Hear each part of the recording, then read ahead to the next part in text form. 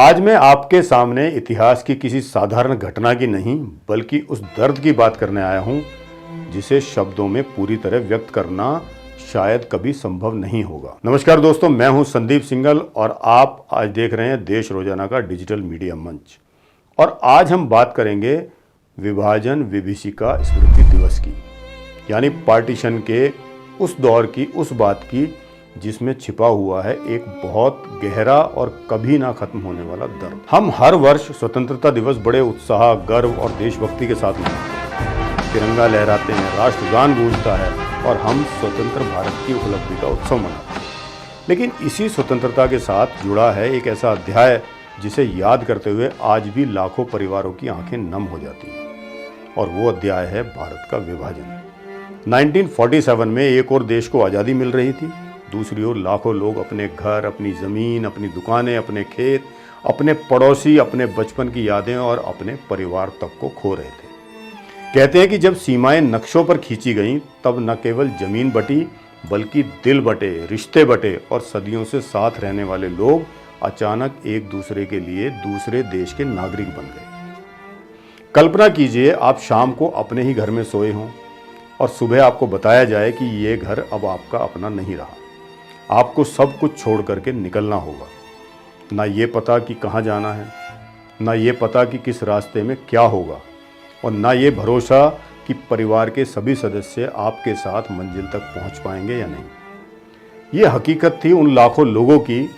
लोगों ने अपने घरों के दरवाजे बंद किए थे, ये सोचकर कि कुछ दिनों बाद लौट आएंगे, लेकिन वे दरवाजे फिर कभी नहीं खुले। कई लोग अपने आंगन की मिट्टी साथ लेकर चले, कई महिलाएं अपने घर की चौखट को अंतिम बार छूकर रोईं, कई बुजुर्ग अपने पूर्वजों की कब्रों और उनकी स्मृतियों को पीछे छोड़कर चल पड़े। अनेक बच्चे समझ ही नहीं पाए कि आखिर उनका कसूर क्या था। इतिहास बताता है कि लगभग 1.5 करोड़ लोगों को अपना घर छोड़ना पड़ा, लेकिन इतिहास की किताबों में ये दर्ज नहीं है कि उस 1.5 करोड़ में कितनी अधूरी शादियाँ थीं, कितनी माँओं की सूनी गोद थी, कितने बच्चों का खोया हुआ बचपन था और कितने ऐसे लोग थे जो पूरी जिंदगी अपने बिछड़े हुए परिजनों का इंतजार करते रहे। पार्टीशन के समय चलने वाली ट्रेनों की कहानियां आज भी सुनकर हमारी रूह कांप जाती है। कुछ ट्रेन लोगों को नई जिंदगी देने के लिए रवाना हुई थीं, लेकिन कई ट्रेनें ऐसी भी थीं जो अपने मंजिल तक पहुंची, लेकिन उनमें केवल सन्नाटा था। कई लोग रास्तों में बिछड़ गए, कई कभी लौट कर ही नहीं आए और कईयों की पहचान तक इतिहास में दर्ज नहीं हो सकी। विभाजन की सबसे बड़ी ट्रेजेडी केवल ये नहीं थी कि लोग मारे गए, उससे भी बड़ी ट्रेजेडी ये थी कि इंसान ने इंसान को केवल उसकी पहचान के आधार पर देखना शुरू कर दिया था। और जब नफरत इंसानियत पर भारी पड़ जाए तब सभ्यता हार जाती है, और जब समाज अपने ही लोगों को हम और वे में बांटने लगे तब यह इतिहास एक विभीषिका बन जाता है। इसलिए विभाजन विभीषिका स्मृति दिवस केवल अतीत का शोक नहीं है, बल्कि हमारे भविष्य के लिए एक चेतावनी भी है। यह हमें याद दिलाता है कि नफरत की आग किसी एक घर को नहीं जलाती, बल्कि वो पूरे समाज को जला देती है।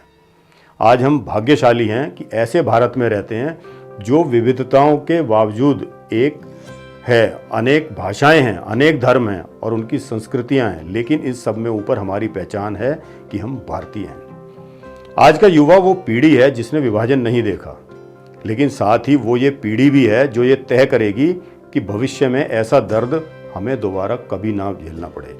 जब भी आपके सामने कोई ऐसा विचार आए जो लोगों को बांटता हो, तो विभाजन के उन लाखों पीड़ितों को याद कीजिए। जब भी सोशल मीडिया पर नफरत फैलाने वाला कोई संदेश दिखाई दे, तो उन परिवारों को याद कीजिए जो नफरत की कीमत अपनी जान देकर चुका चुके हैं। जब भी धर्म, जाति, भाषा या क्षेत्र के नाम पर किसी को छोटा दिखाने का प्रयास किया जाए, तो याद रखिए कि इतिहास की सबसे बड़ी त्रासदियों की शुरुआत अक्सर ऐसे छोटे छोटे विभाजनों से ही होती है। आज हम उन सभी ज्ञात अज्ञात लोगों को श्रद्धांजलि अर्पित करते हैं जिन्होंने विभाजन की पीड़ा झेली, उन माँओं को नमन करते हैं जिन्होंने अपने बच्चों को खोया, और साथ ही हम नमन करते हैं उन बच्चों को जिन्होंने अपना बचपन खोया, और उन परिवारों को नमन करते हैं जिन्होंने सब कुछ खोकर भी जीवन को फिर से खड़ा किया, और उन लाखों आत्माओं को भी नमन करते हैं जिनकी पीड़ा आज भी इतिहास के पन्नों में मौन होकर दर्ज है। दोस्तों, याद रखिए, आज़ादी हमें विरासत में मिली है, लेकिन एकता को हमें हर पीढ़ी में बचाकर रखना पड़ता है। और विभाजन की स्मृतियाँ हमें रुलाने के लिए नहीं बल्कि ये सिखाने के लिए हैं कि इंसानियत से बड़ा कोई धर्म नहीं है और एकता से बड़ी कोई शक्ति नहीं है। विभाजन की पीड़ा झेलने वाले सभी लोगों को सादर श्रद्धांजलि। जय हिंद।